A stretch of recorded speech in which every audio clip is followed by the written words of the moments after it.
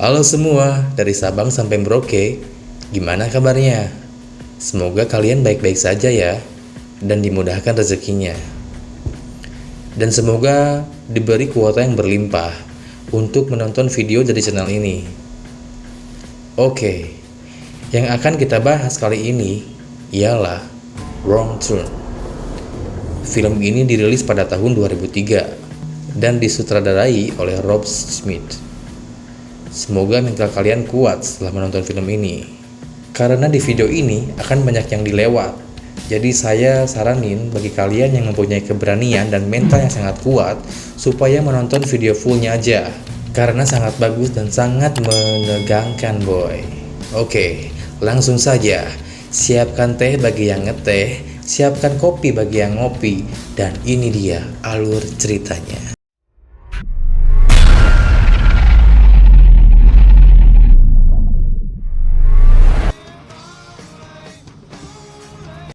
Said you were hungry, Carly? I don't think it's...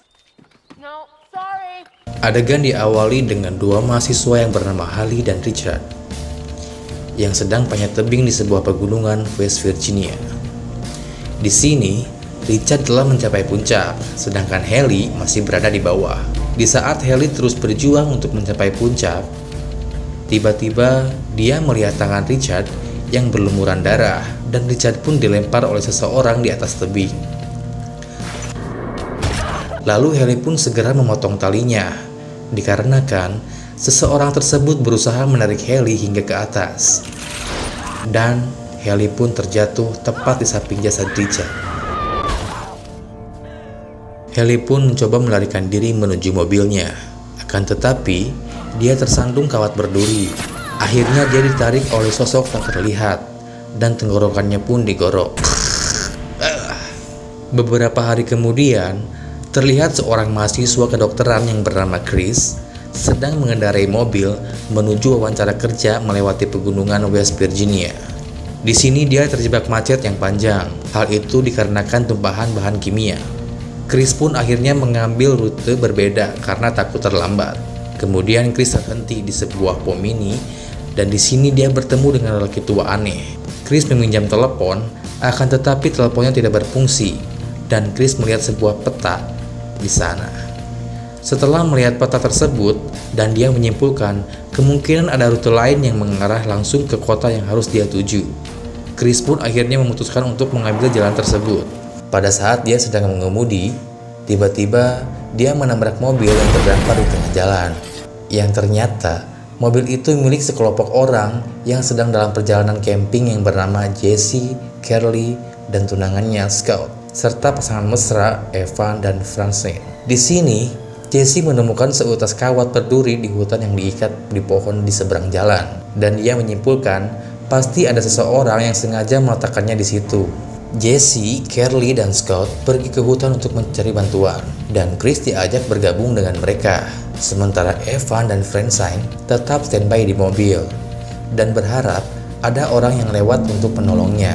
Di dalam perjalanan, Jesse menemukan kejanggalan, namun mereka tetap harus melanjutkan penelusurannya. Di sini, Evan dan Francine sedang melakukan ajul gedang. Ya, kalian tahu sendirilah. Ike. Namun tanpa mereka ketahui bahwa ada sosok misterius yang sedang memperhatikan mereka. Setelah melakukan begituan, Evan mulai memperbaiki mobilnya, dan dia mendengar suara aneh. Dia pun langsung pergi untuk menyelidiki. Francine yang berada di dalam mobil menyadari bahwa Evan telah menghilang, dan dia pun pergi ke dalam hutan untuk mencarinya. Di dalam perjalanan, Francine menemukan sepatu milik Evan dan telinganya yang terputus. Dia pun langsung terkejut, dan tiba-tiba ada sesosok yang melingkari mulutnya dengan kawat berduri hingga robek. Dan Francine pun is dead. Sementara itu, terlihat Scott yang kehilangan Carly dan yang lainnya, dan tiba-tiba mereka pun terus berjalan dan menemukan sebuah rumah. Di sekitar rumah tersebut terlihat banyak sekali kendaraan rongsok. Di sini mereka mengetok pintu Akan tetapi tidak ada sama sekali jawaban. Mereka awalnya ragu untuk masuk, tapi karena tidak ada cara lain, mereka pun terpaksa untuk masuk ke dalam rumah tersebut. Chris dan Jesse menelusuri ruangan demi ruangan dan mereka menemukan benda aneh seperti barang rongsok, kerangka, dan juga tubuh manusia. Sementara Scott mengantar Kelly untuk ke kamar mandi. Terlihat di kamar tersebut ada gigi, gusi, lidah yang terpotong dan organ lain yang disimpan di dalam toples, serta sepotong tangan manusia. Karena dirasa ada yang tidak beres di rumah tersebut, mereka memilih untuk pergi dari tempat itu. Akan tetapi, mereka mengurungkan niatnya karena melihat ada penghuni rumah itu dengan menggunakan mobil yang didereknya. Di sini mereka terpaksa harus bersembunyi, dikarenakan tidak menemukan pintu belakang. Scott dan Kelly bersembunyi di dalam ruangan yang dipenuhi barang rongsok, sedangkan Chris dan Jesse terpaksa bersembunyi di bawah ranjang karena kepepet. 3 sosok misterius itu ternyata merupakan kanibal bale yang menjadikan manusia sebagai makanannya. Mereka terdiri dari Three Finger, Saw Tooth, and One Eyes alias si mata satu. Bal-bale itu membawa jasad Frankenstein untuk dimakan secara brutal. Hal itu membuat Chris, Jesse, Kelly, and Scott menjadi ngeri dan mual pengen muntah. Waduh, kalian kalau lagi makan tahan ya. Pada saat bal-bale itu sedang tidur, mereka semua secara diam-diam melarikan diri.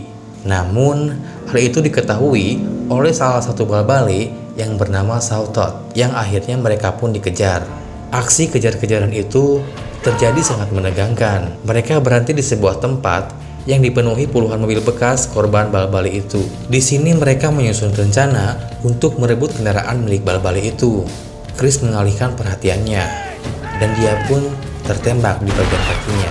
Scott yang menyelamatkannya dengan menjadikan dirinya sebagai umpan. Sedangkan Jesse dan Kelly langsung membawa Chris menuju kendaraan, dan di sana ternyata ada jasad Evan, yang dimana itu membuat Kelly terkejut. Scott terus berlari menuju ke sebuah hutan, sementara Jesse berhasil mengemudikan mobil.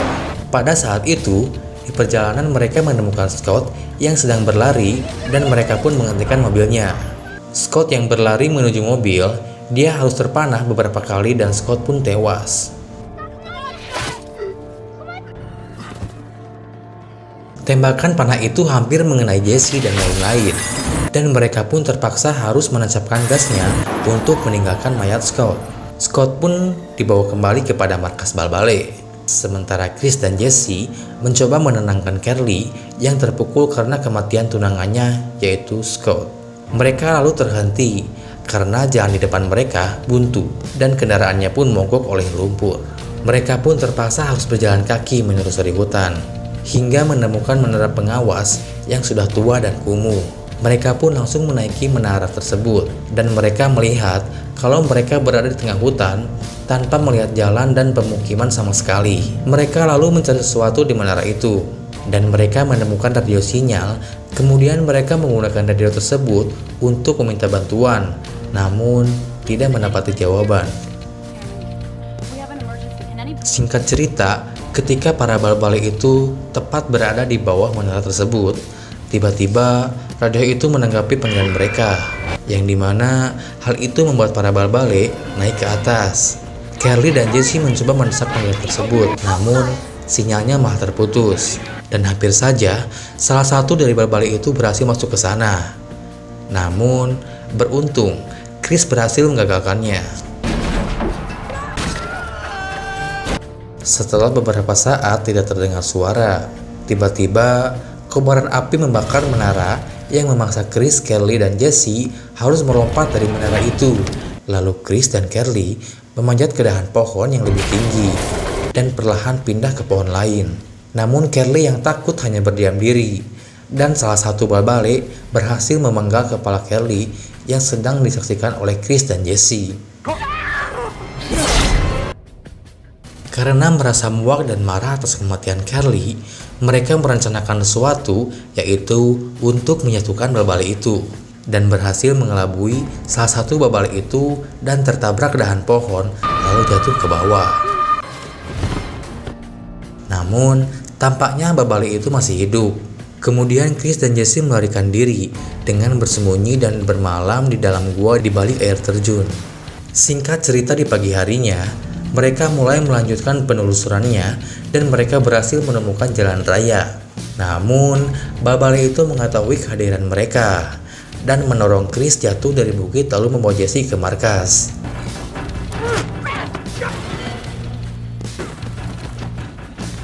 Chris yang masih selamat menemukan mobil polisi hutan yang menanggapi sinyal mereka sebelumnya. Namun, sebelum Chris menjelaskan apapun, polisi itu terpana oleh babale yang tepat di matanya hingga tembus dan mati. Di sini Chris mencoba mengambil alih mobil, namun karena kuncinya ada pada polisi yang tergeletak, dia mencoba mengambilnya.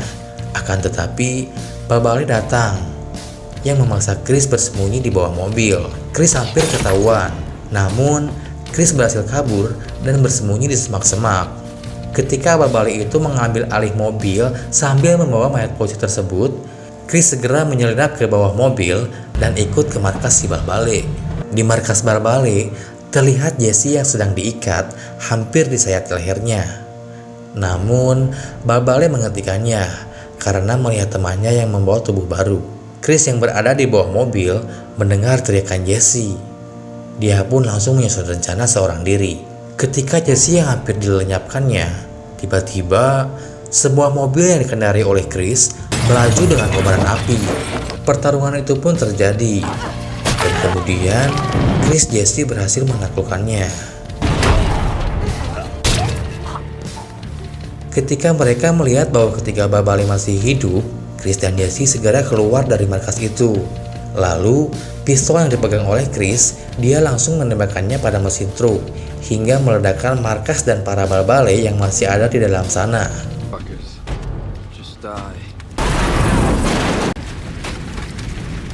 Setelah itu, keduanya lalu mengendarai kendaraan milik babale itu dan langsung pergi. Mereka berhenti sejenak di pom mini yang kumuh untuk mengambil peta supaya tidak ada lagi yang terjebak ke jalan pintas melewati hutan. Orang aneh yang sebelumnya menjaga tempat itu melihatnya dari balik jendela. Ups, tunggu dulu. Ternyata masih ada sedikit adegan. Adegan yang menampilkan wakil polisi yang datang ke markas babale yang sudah hangus terbakar. Lalu, dia pun menyelidiki tempat tersebut dan menemukan mayat yang sudah hancur. Babale yang bernama Finger ternyata masih selamat dari ledakan itu dan muncul di belakangnya. Ketika wakil polisi itu akan berbalik badan, babale itu pun langsung membunuh si wakil polisi tersebut dengan menggunakan kampaknya. Dan film ini pun selesai. Gimana? Seru nggak filmnya? Oke, jika kalian punya keberanian dan mental yang kuat, kalian bisa langsung tonton film fullnya. Saya pamit, sampai jumpa di next episode. Bye.